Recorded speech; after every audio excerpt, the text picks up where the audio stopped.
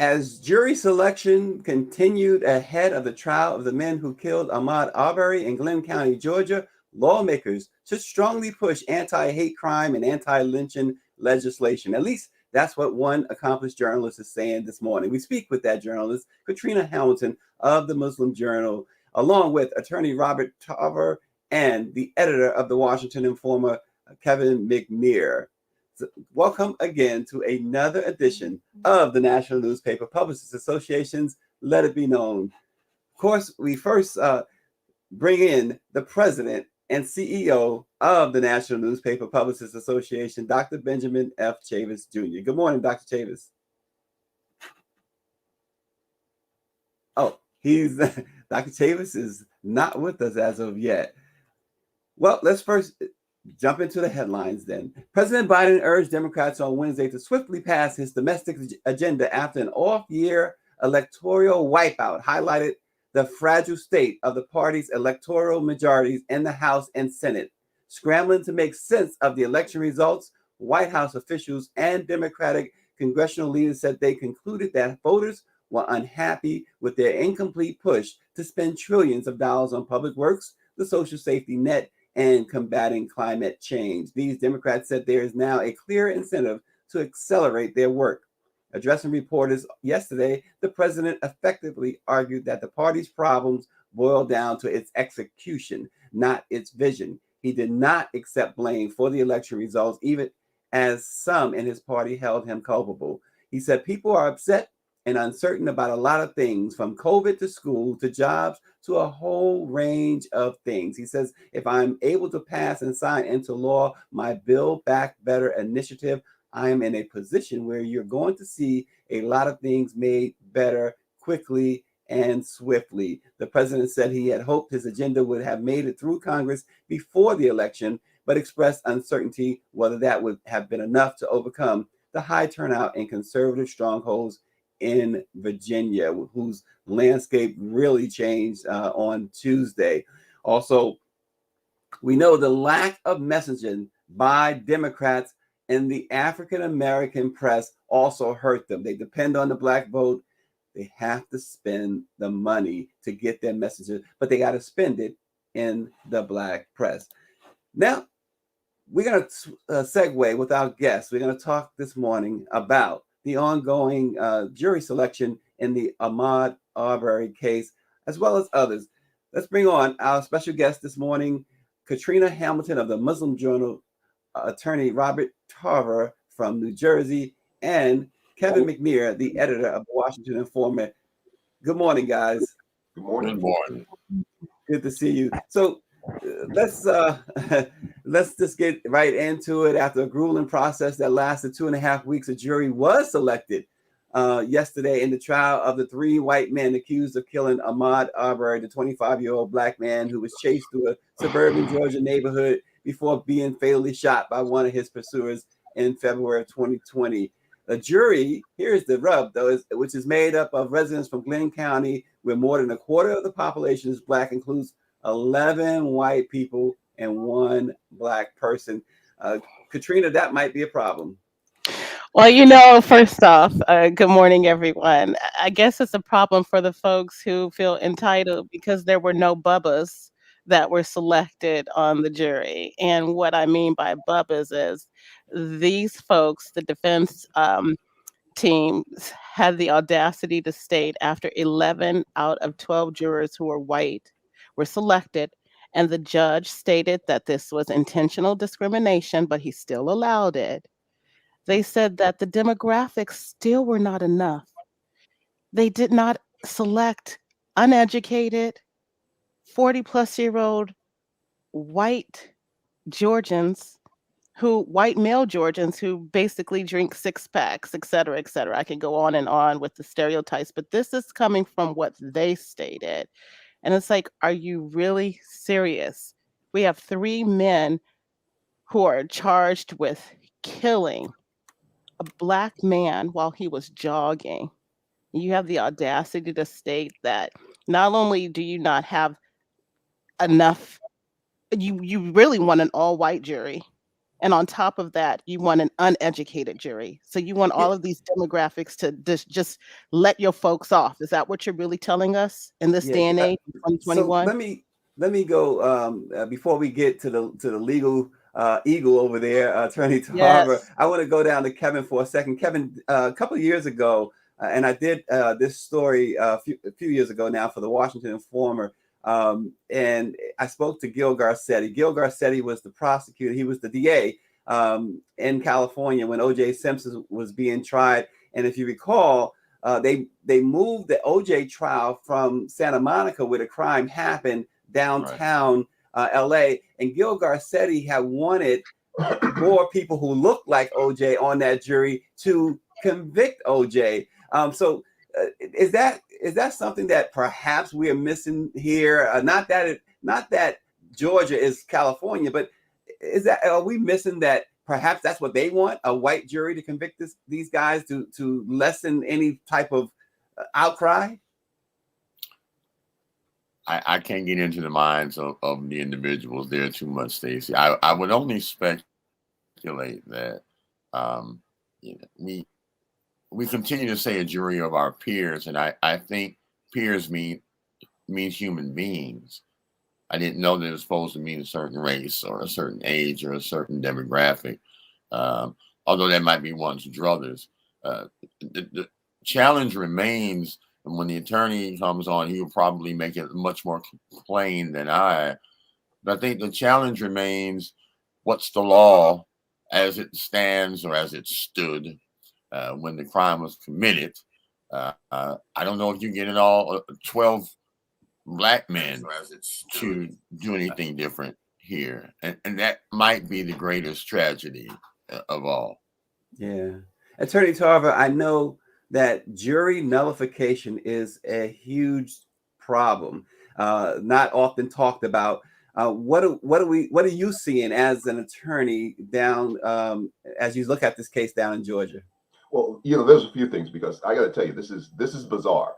I've used the Batson case for 35 years. The Batson case says that if there is discrimination in jury selection, unless you can state a neutral reason for kicking people off the jury, then you basically have qualified as being discriminatory. And the problem in this case is this: the judge has said that there is intentional discrimination. And what that means is that he has found that it was their conscious purpose to discriminate. But he says, on the other hand, they've offered legitimate reasons for doing it. You can't have it both ways, because once you find that there's intentional discrimination, that has violated both the Constitution and the Supreme Court's dictate of Batson versus Kentucky. So it doesn't matter at that point what they say, because you've already decided, when you say it's intentional, that it doesn't qualify as a legitimate reason. So that's why I and other people who practice law and have been doing this for years and years, we're baffled. We're scratching our heads right now. Kevin McNeir makes a really good point. You're not entitled to an all-black jury or a half-black jury or any number of black people in the jury, but you are entitled to individuals who don't have bias and who don't have any prejudice.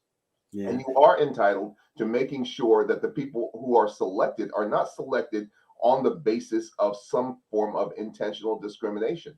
So, it's crazy. You talked about jury nullification. The whole idea is that jurors will listen to what the charge is, what the judge tells them they should do. But in the end, they'll do what they decide is right in most cases. And unless you have an interview with the jury, as many people do later, but it's prohibited in some states, you'll never find out why they did what they did. So that's why it's important to get into their heads early on and find out whether or not there is intentional discrimination. Now, Attorney Tarver, you raised a very interesting point. The judge indeed did say that there was intentional discrimination, but that's a double-edged sword that he would come out and say that and make no changes, right? Because if these guys are convicted, they can actually use that statement for grounds for reversal, right? Well, could they use it? It actually favors them. So it really wouldn't be too helpful, to them, because. But it's a biased statement nonetheless from the judge. It's a biased statement, but to the extent that they're getting what they asked for, he hasn't taken any action. Now, if he had taken action at some point, that would be a different story. But let me say this, make no mistake, a judge can take action. This judge says, my hands are tied, I can't do anything. He's wrong. If you find intentional discrimination, there is no way in Hades that you can sit on your hands and say, oh, well, I see discrimination, but you know what? Let's go on with it and do what we got to do. That's nonsense. Attorney Tarver, I'm going to let Bobby Henry say the words you really wanted to say. He said it is strange how they go through hell and high water to try to find a jury of white folks' peers and don't regard anything close to figures to finding juries of black and brown people peers. So there you have it. It takes Bobby Henry to say what we all think. Katrina, I know that you have some additional thoughts on this, because this really was nothing short of a lynching, right? I hear what you're saying, and definitely yes, but we have to also be intentional with our words, right? Because what's happening now is folks, just like last week when you were saying, get out of, people are using and sabotaging, getting into good trouble, right? So lynching, when I think of lynching, I literally think of a lynching, right? It's a So lynching hanging you don't back. classify this as a lynching? I classify this as anti-black racism at its best. That's what I classify it as. I classify it as injustice. I classify it as justification why we need to have more judges, more attorneys, more judges, more educators, so that we can get ahead of this, And as Attorney Tarver stated, this judge has the power to do so many things. He is the judge. So, I mean, why? My question is, how can we move this case out of Glenn County? Because we know that we have backwards places like this in this country. And so, how can we get Attorney Tarver? How do we have to wait for this man to place a judgment and have this trial go through this process before it's moved out of Glenn County? Because we already know, based on what's happening thus far, that this is inequitable and it's not going to have a fair verdict. These folks killed this young man in They broad lynched daylight. him. You said be intentional. Let's be intentional. This was Okay, you're nothing saying, short of a okay, so lynching.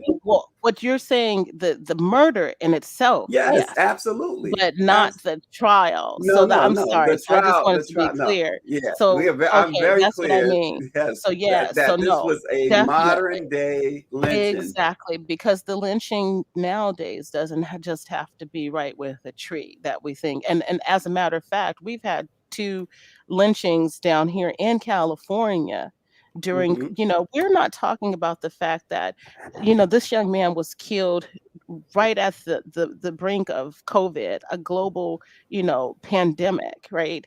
And in that year, we also had multiple lynchings that the sheriff's departments and counties in California declared as suicides. Okay, so where these young men were found hanging from a tree, and their families are still looking for answers. So, yes, this murder was a lynching, but again, going back to the question, how do we get this case out of Glenn County? Because we know that these folks are racist at its core. They're Yeah, sick. well, I can answer we that. know Attorney Tarver at this point is not going to move out of Glenn County. So where do we go? Where are we going here? It's not going to move Right. out of Glenn County. The only remedy that anyone has here is the potential of an appellate remedy if it goes wrong. Yes. And Yes. when these types of cases happen, it is extremely rare that the prosecutors are in a position to appeal anything. Because you have double jeopardy issues and things of that nature. So you're basically strapped in here. But Stacey, if I can bring up one other point that I think is really important here. Part of the problem here also, not just in this case, but cases across the country, is that we as Black people and people of color do not take the time to sit on these juries, to come out and qualify to be on the juries. In many cases, for intentional reasons and unintentional reasons. We serve in many cases in positions and jobs where we can't afford to sit for weeks and weeks. Our employers are not going to give us the time off to be able to sit for weeks and weeks. So that's a problem. And then those of us who can do it often, just like the rest of the public, try to get out of jury duty on a regular basis. So we really have to kind of amp up our game as people of color if we want to be adequately represented in these jury pools. Yeah, absolutely. Kevin, I know that you've covered a lot of trials like this. You've seen a lot of situations like this.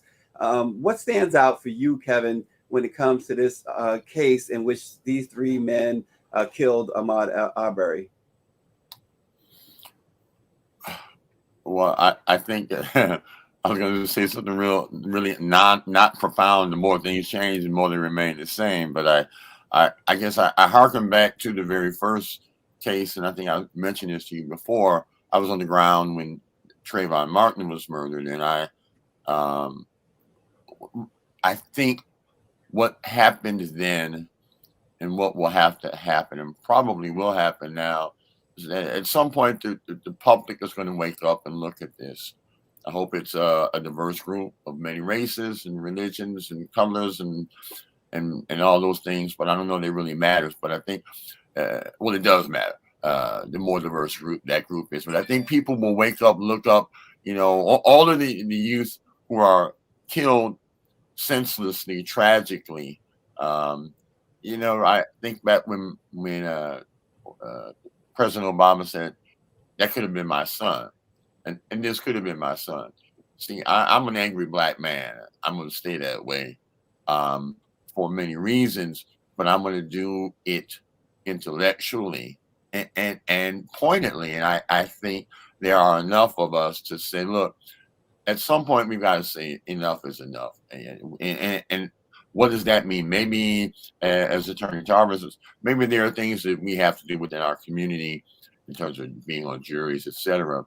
But there are laws and there are rules, and there is a justice system allegedly that fits all, and we're just not there.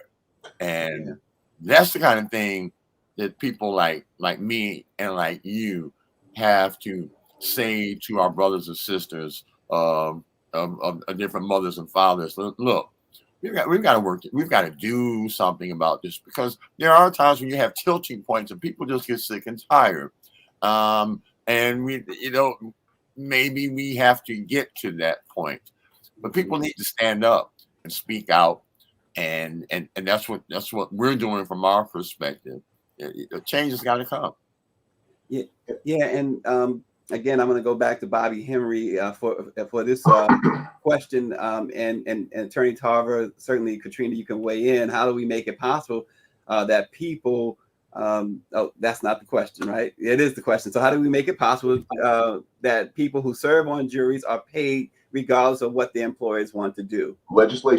Legislation that says in every state that if you decide that you are going to be a part of a jury pool, you will have to be paid your regular pay, and the employer will just have to bear that. But you know what, Stacey, there is an interconnectedness that we don't talk about with all this, because we tend to, as Black people, segment these things. This judge sits because he was either appointed or elected. If he was appointed, it went through a political process that began at the state level. If we're not out there voting for the people who appoint these judges, then we have very little room to complain about who gets appointed. See, we've got to start to begin to understand the interconnectedness of the political system, the judicial system, all of those systems together. Because these judges don't get on the bench just by happenstance. And if you had a judge that was of a different mindset, he or she would say, look, there's intentional discrimination here. I'm going to pull this jury pool. We're going to restart this trial, this jury selection, and we're going to move forward in a fair and equitable manner. You're not going to get that unless you get people who have the courage to do that, and you're not going to get people with the courage unless you get elected officials who are willing to do that or to vote those judges in places where they're voted. And Katrina, Attorney Tarver mentioned legislation. Any other types of legislation that could kind of quell this constant? It seems like every other month we're discussing another killing of a Black person. Oh, you're on mute, Katrina. Thank you. No, when we're talking about legislation, again, being I don't want to say thoughtful because we are thoughtful, but we really need an anti-Black hate crime at the federal level. I know Georgia signed legislation in honor of Ahmaud Arbery. I believe it was Governor Brian Kemp. He signed that into law in June of 2020. But I mean, I'm looking at this COVID-19 Hate Crimes Act that was signed, passed and signed, which specifically talks about anti Asian hate. And, yet we lump everything into like the Policing Act. And yes, I understand that the George Floyd Justice and Policing Act of 2021 needs to be signed, it needs to be passed and signed, but the reality is we have to look at anti-Black hate. We have more Black folks who are not only being beaten, but being killed, murdered, as you stated. We need an anti-Black hate crime bill at the federal level, and it should be named the Ahmaud Arbery Anti-Black Hate Crime Bill. And Senator Warnock and others need to really look at that, and we need to think about how we can get them to sign to create that legislation and have it signed and passed. Because until we do that, they're going to keep this up. I mean, and they'll probably still do it, but the reality is we have to be more strategic at what we're doing. Marches are fine, I get it. Having folks come out and marching, we shall overcome. I get it, but we still haven't overcome. So come on. You mentioned the anti hate bill that passed that's about really Asian hate, and this is for a topic of another discussion, but it goes to my personal point of lumping everything with Black folks. This cause, that cause, that cause, and it seems like the only causes who get left behind are those that concern Black folks, even when Black folks team up with the Asian community or or some other community. But having said that, Attorney Tarver, so we've seen you talked about these judges. Look at the judge in the Kyle Rittenhouse case who said the people that he killed, the people that he shot, cannot be called victims. They can be called rioters or looters or arsonists. And then we see what's happening down in Georgia with the case with the McMichael brothers and Mr. Bryant there, where the judge says there's been intentional discrimination. Look, I saw, whether you like the verdict or not, I saw the Bill Cosby judge act totally in concert with the prosecutors and do some extremely unethical things and got away with it. So to your point with these judges, even at the local level, what can, you mentioned voting, but what else can be done?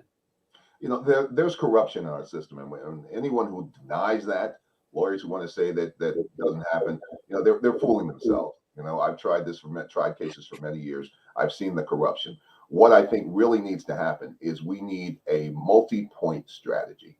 I'm disappointed that I haven't heard the National Bar Association, which is the preeminent Black bar association, out in front of these issues. the Kenosha issue, this issue. We should be having our legal voices speaking out loud and clear. And number two, we should have a developed legal task force that deals with these types of matters across the country. Look, power concedes nothing without either a struggle and or the strength to show that you have the ability to struggle. We have not demonstrated that in mass from a legal perspective. I really think it's time for a broader strategy. Again, in concert with the other things that I talked about. We have got to start looking at interconnectedness and stop having tunnel vision as it relates to these things. But remember about this case. I just want to say one thing about this case. Remember, there was a corrupt prosecutor initially. The woman who was initially handling that was in concert with these victims, these perpetrators early on, and she got removed. And so we thought, hey, wait a minute, looks like we're going to get some justice here because they were willing to recognize this. This case has been ripe with corruption from the very beginning. So I'm not sure that I expect anything else out of Blaine County at this point. Yeah, and Kevin, Katrina, I noticed Katrina put in the notes, and I want Kevin to respond to this because I kind of know where Kevin goes a lot with things like this. But he says, let's not forget that they will criminalize and continue to criminalize Ahmaud Arbery's image. Well, they're going to always find something to hang their hats on. But I'm going to be optimistic about this whole thing as much as I can. But I think Brother Tarver hit it, and I want to make one slight connection. It's not just the judges. We had a fascinating election last cycle. One of our judges here, a woman who was trying to get on the bench, and normally when there's a difference between when you're a prosecutor or you're on the defense in terms of who usually gets moved forward. She was in the minority camp, as it were. It didn't look like she was going to, because she hadn't been affirmed by the rest of the attorneys, and there's a good old boy system, et cetera, et cetera. She came to the Washington Informer and met with us, and we vetted her. I have a reporter from Prince George's County, went out and started working on the story. And long story short, she's now a judge. She broke all of the hurdles. She broke through the system. She's doing a delightful job, a tremendously good job, more than delightful. And the point of the matter is, people got out and voted. And it's similar to me when we talk about, we hear about the case, I guess we're going to talk about this later, in Virginia, where McAuliffe lost. And the sticking point was his statement saying that parents should not be able to decide what goes on in schools or what's taught. Well, the truth of the matter is, you vote for a school board. And Sister Shalala said this, I've heard her say it recently, and I've heard her say it a lot, and it makes sense. It's true.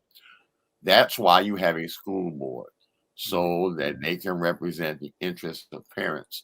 So it goes back to, it may sound really oversimplified, but when we get our behinds up and we do our due diligence, and we know who's on the school board and who are the judges, and then we vote accordingly, and we vote in massive numbers, and we tell them, if you don't represent us, we're going to vote you behind off. Then they will start to pay attention to us. They will have no choice, because they won't be in the seat of power. Yeah, and real quick, I know we're running low on time. Katrina mentions the trauma and racial battle fatigue Ahmaud Arbery's mother has and continues to experience with his murder and this case, including the jury selection thus far. I think that raises another part of this, right, Katrina, that can't be overlooked. Definitely, like she said, she was just, just taken aback with this one black juror that they found, which, again, we're not, we always look at, the victims, and we, as we should, but we also have to look at their living relatives who are going through the trauma, and making sure that we support them as well. And, you know, um, it's real. Trauma is real. We've already gone through so much, and just for her to have to relive all of this again and to sit through this trial as they're criminalizing her son is just unreal. But it happens, and happens to us mostly. And but I also want to thank Kevin, because he brought back a point that I really quickly wanted to make to Attorney Tarver, to see if he can clarify for us. But if we see that, states, like these southern states, are taking away people's civil rights and sabotaging election processes, how can we expect that will make a difference in jury selection if some of us, won't even further qualify? And I get that, a lot of us do try to avoid the system, if you will. But I mean, right now we're dealing with, like, peeling back, going all the way back, to post civil, I mean, pre-civil rights, so movement. So I just, I don't understand.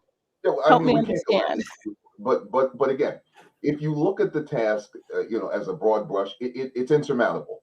But if you look at it in segments, again, if you do come out and you do represent in the jury pool, and you don't back off, and you don't say, I don't feel like dealing with this or whatever else like that, well, then you could be that one juror that convinces the other 11 jurors that something wrong has happened here. You know, it can only be one person that could change the course of history.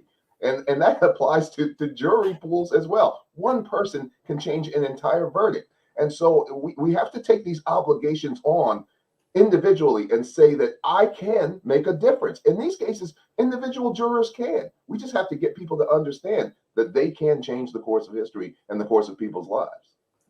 Yeah, Attorney Tarver, Robert Tarver, we really thank you again. This is, this is not over. We're going to continue this conversation. Katrina Hamilton, Kevin McNeir, but it is Friday. We definitely want you to go into the weekend with a little something light. So this is our segment we call Minding Other Folks' Business. So we're going to mind their business again.